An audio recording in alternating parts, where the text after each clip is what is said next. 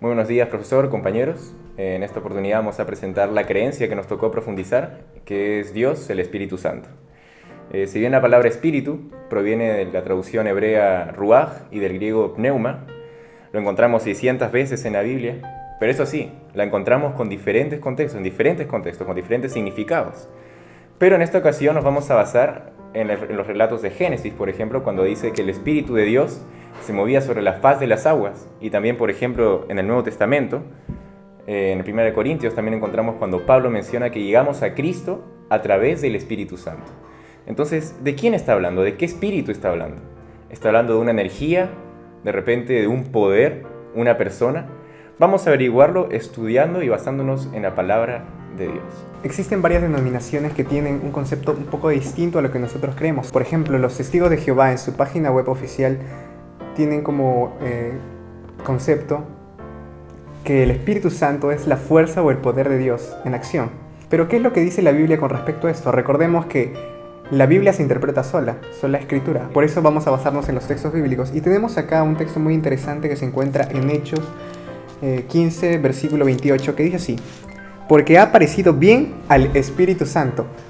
Esto nos puede dar a entender que el Espíritu Santo tiene personalidad, porque dice se le ha parecido bien al Espíritu Santo. Y a lo largo de la Biblia también tenemos otros ejemplos donde nos da a entender que el Espíritu Santo es una persona y que tiene personalidad propia.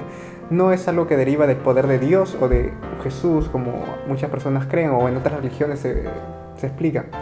También podemos ver que dicen que el Espíritu Santo ha guiado a, o que el Espíritu Santo ha obrado por. Entonces, esto nos da una clara evidencia de que el Espíritu Santo tiene personalidad.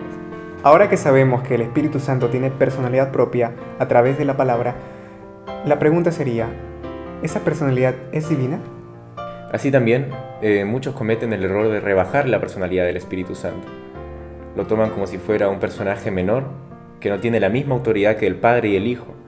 Sin embargo, en la Escritura también encontramos ejemplos claros donde se ve que el Espíritu Santo tiene esa misma autoridad, ese mismo poder. Y tenemos el caso de Ananías y Zafira, una pareja de esposos que había prometido dar una ofrenda especial a la iglesia, había prometido dar un dinero especial, sin embargo no cumplieron con lo que habían prometido.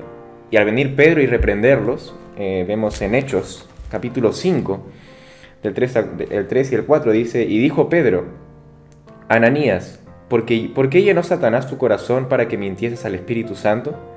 En el 4 menciona, no has mentido a los hombres, sino a Dios. Entonces, cuando Ananías y Zafira mintieron al Espíritu Santo, estaban mintiendo directamente a Dios.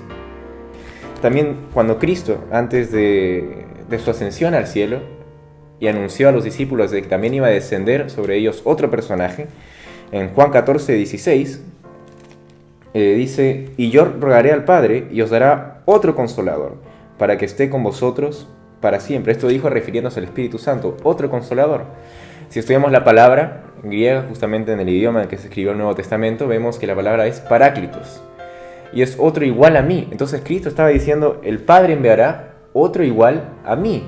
Entonces el Espíritu Santo tiene esa misma autoridad divina, tanto como el Padre, como también en el Hijo. Entonces, por lo tanto, también conforma y es una de las tres personas de la Trinidad.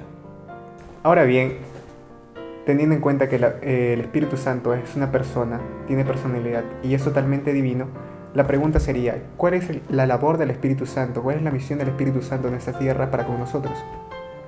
Como mencionó nuestro compañero William, cuando Jesús ascendió, dejó al Espíritu Santo como un consolador. Esa es una de sus principales funciones en esta tierra, consolador. Otra de las funciones importantes del Espíritu Santo es guiar a su pueblo. Tenemos muchos ejemplos en el Antiguo Testamento como en el Nuevo Testamento.